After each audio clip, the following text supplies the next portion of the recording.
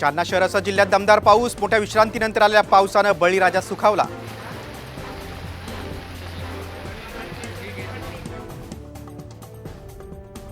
वाशिमच्या काकड, दाती आणि खरोळा परिसरात मुसळधार पाऊस. नुकतेच पेरलेलं बियाणं पावसात गेलं वाहून. शेतकऱ्यांवर दुबार पेरणीचं संकट.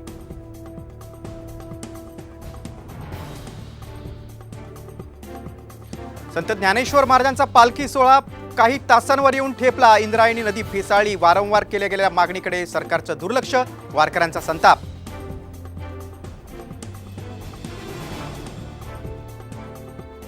हिंगोलीत शेतीची मशागत करण्यासाठी लहान भावाला चौताला जुंपलं. मशागतीला बैल मिळत नसल्यानं शेतकरी हतबल.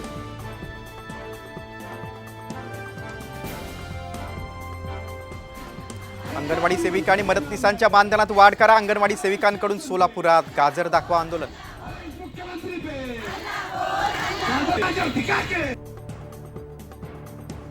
यवतमाळमध्ये युवा शेतकऱ्यांचं अनोखं आंदोलन. खरीप हंगाम सुरू असून शेतकऱ्यांना अद्यापही पीक कर्ज मिळत नसल्यानं शेतकरी आक्रमक.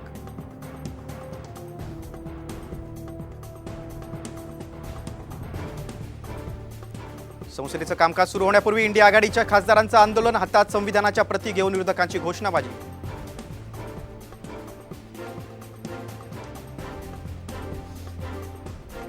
ऑटो रिक्षा चालक संघटनांचं आज राज्यभरात आंदोलन. वाहन फिटनेस दंडाच्या विरोधात रिक्षा चालक आक्रमक.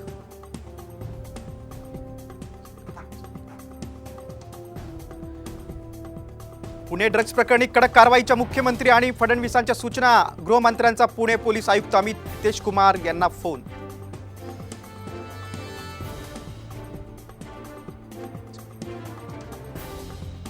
राज्यातील लोकसभेच्या दारुण पराभवानंतर भाजप मंथन करणार. पुढील आठवड्यात भाजपची मंथन बैठक. राज्यातले वरिष्ठ 20 नेते उपस्थित राहणार.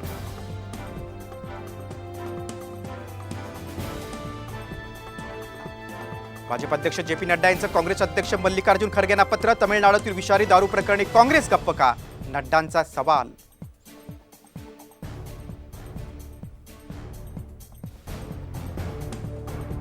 मुंबईत नवीन इमारतींमध्ये 50% घरं मराठी लोकांसाठी आरक्षित ठेवा. अनिल परब यांची मागणी. अशासकीय विधेयक विधानमंडळ सचिवालयाकडे केलं सादर.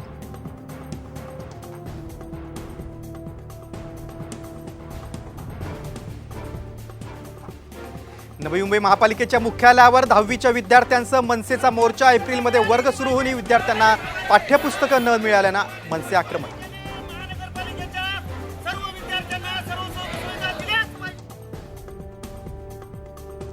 राज्यसभेच्या नेतेपदी केंद्रीय मंत्री जे पी नड्डांची नियुक्ती. अधिवेशनात नड्डा हे सत्ताधारी पक्षाचे नेते म्हणून भूमिका बजावणार.